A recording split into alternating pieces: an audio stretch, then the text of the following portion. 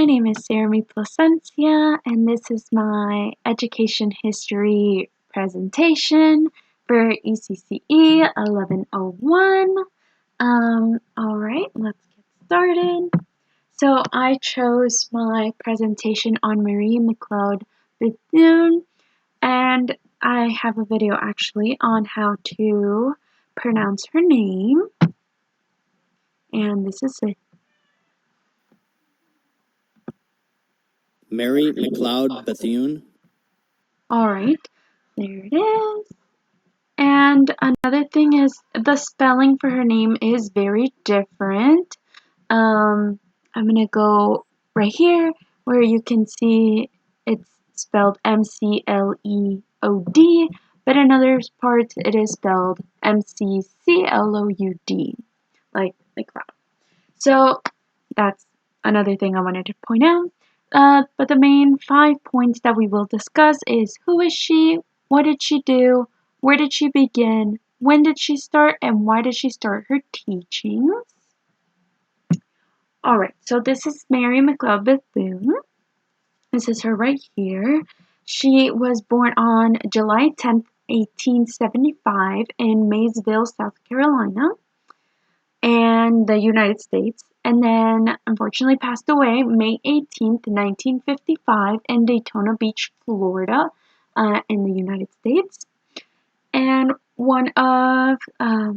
she is one of the most important Black educators, civil and women's rights leader.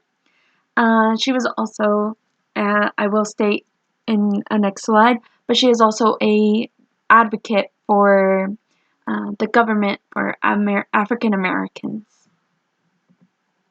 Alright, so what did she do? She founded a college that set standards for Black colleges today. So based on her college and the way she had the programs is how colleges use them today. She is also an advisor, to President Franklin Delano Roosevelt, and this gave African Americans an advocate in government, like I had stated prior. She was to be a missionary at first, but after no church would sponsor her to do any of their work, she turned to education because she was a very bright woman. Alright, so when? So she was an educator for more than a decade, and this all started after she graduated 1893 in Barber Scotia College in Concord, North Carolina. And this is like you would see as a high school / college, and then she transferred on to Moody Bible Institute in Chicago, that's where her idea of becoming a missionary came from, but then changed to education. So where did she begin? Her boarding school started in Daytona Beach, Florida, after she got divorced from her husband in 1904, and she needed a way to care for her only child and her son. And it was called the Daytona Beach Literary and Industrial School for Training Negro Girls. This was an all-girls school that she created, and she also attended all-girls school. I forgot to mention that prior. But then in 1929, she merged with an all-male institute called Cookman, and this is when her college became the Bethune-Cookman College. Alright, so why? After studying for 2 years and she returned to school and to the South, when she returned to the South to open up her college, she believed that education provided racial advancement. And like you see in this quote right here, the whole world opened to me when I learned to read, I believe is a very powerful statement because that is very true.